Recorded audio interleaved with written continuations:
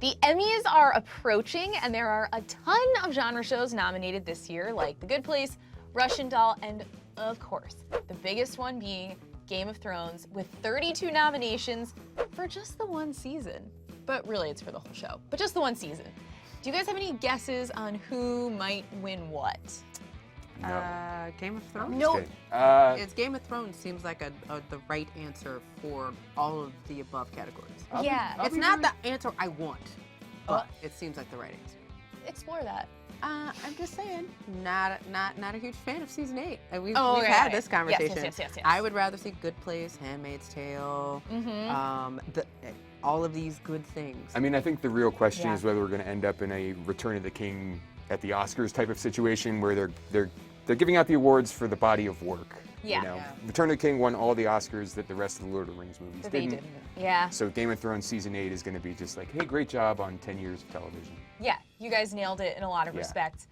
You didn't stick the landing, but no, you did a great job. I think. I thought they stuck the landing, but I know that's not a popular opinion. I mean, I know. cinematically, I gave everybody the chills. Yes, I think it was cinematically. gorgeous. I think they checked.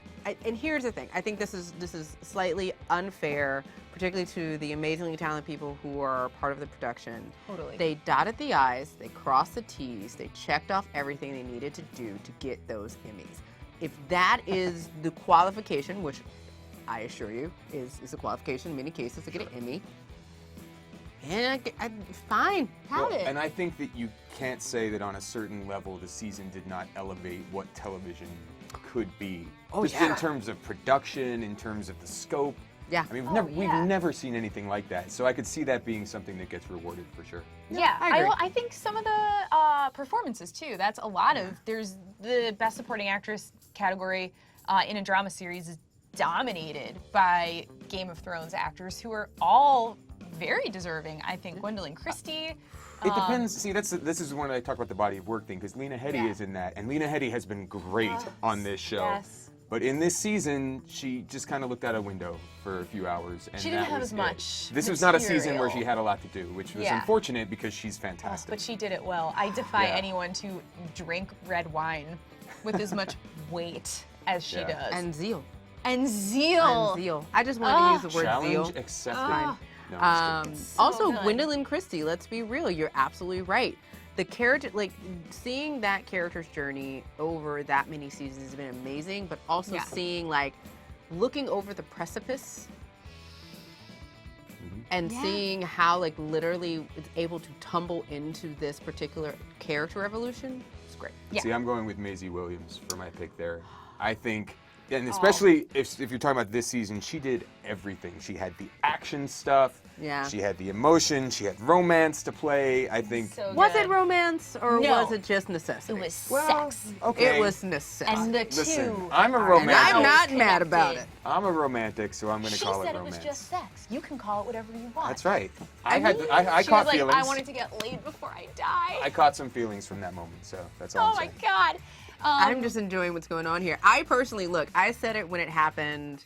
Jon Snow, and that reunion between Arya and Jon Snow was I had been waiting many seasons So for good. that reunion. And it was great. It was really, and you could see both how she has grown, not just as a character, but as an actor in this season. So absolutely. agreed. It's a lot of fun to go back and look at season 1 actually and see the difference between. I know. Yeah. It's so Aw. cute.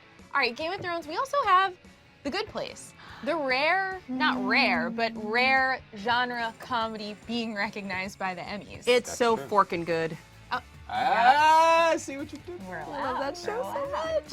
Yeah, that's nominated. Yeah, it's a really great show.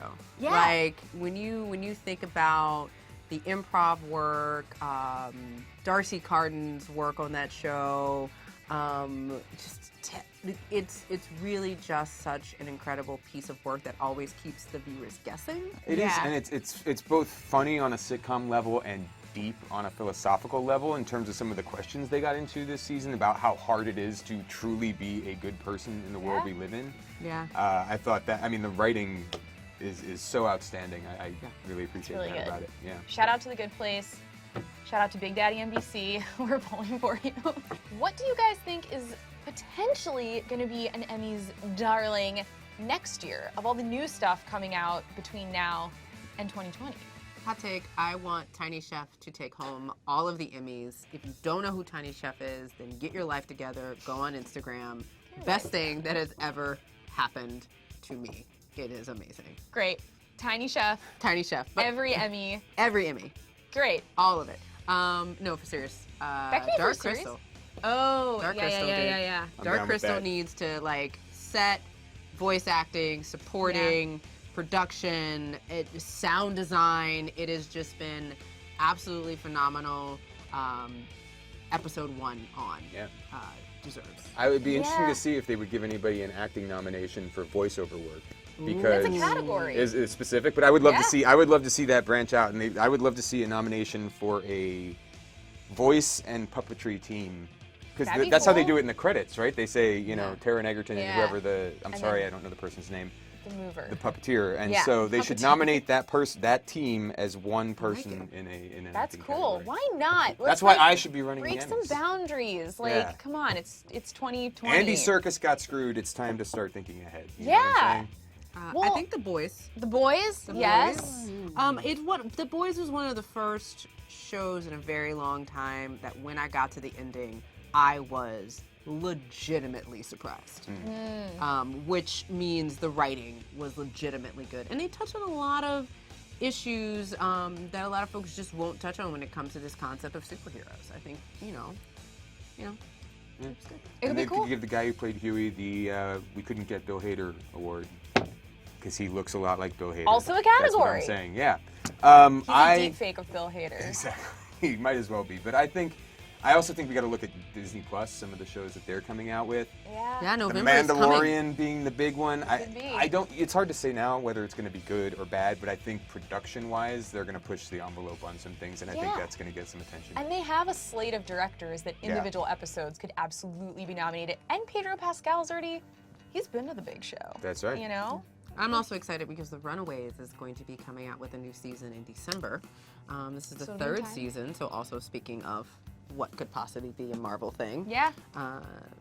Yeah. Yeah. I think there's a lot of very cool genre stuff, and I think it'll be cool to see if any of those new platforms, CBS All Access, why not? Yeah. Why not? Why give not Star Jean-Luc- Trek to start? Oh, Picard. that's the other one. How did we not even think about that? Oh my God. I know because nobody really knows what it's about. That's Look, it. Give they Picard all the teased, awards. I don't care. Like two things, and I'm like, oh, he's on a vineyard. That is the only But thing I yeah. know. Whatever. And Data is gonna be somewhere in this I think involved. If that you somehow. showed has the me 10 nostalgia factor where like people grew up loving Next Generation. Yeah. People love Patrick Stewart, Brett Spiner. They're gonna Brent Pulitzer Spiner. Prize winner is the showrunner. Yeah. I mean, you know, and here's the thing. Give me 10 episodes Ooh, of it's Patrick chum. Stewart It's wandering chum. through a vineyard.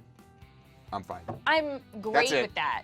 So what about other categories? You know, we kind of touched on some of the real ones like acting. We talked a little bit about production, cinematography. That's kind of what TV is, though, right? Yeah, well, not necessarily. For example, what if we were giving an Emmy to, let's say, the best pet on television, best genre pet on television? Wow. This is actually really hard. I mean, of course, Game of Thrones. I is mean, gonna I would come have to by. give it to. I'd have to give it to Salem from The Chilling That's a Adventures good Get one. out. Yeah, that's a it. great one. Sabrina. Yeah. I Yep. was just rewatching the first episode where Salem kind of enters in and it starts off as this very spooky thing behind a mirror, and then suddenly there's a cat. Yeah. I'm going to go with Yep. Robot Miley Cyrus from Black Mirror. Oh my God, but Very well I done. don't know if that technically Is counts it a as pet? a pet. I don't know. Does it? I don't know. Maybe. These are the big questions that It Black is- Mirror asks. These are the questions of our time. There are Exactly. a lot of questions that Black Mirror Is it a asks. robot a pet? If it's a human robot. Right. What if it were that robot in the shape of a dog? Is it now a pet?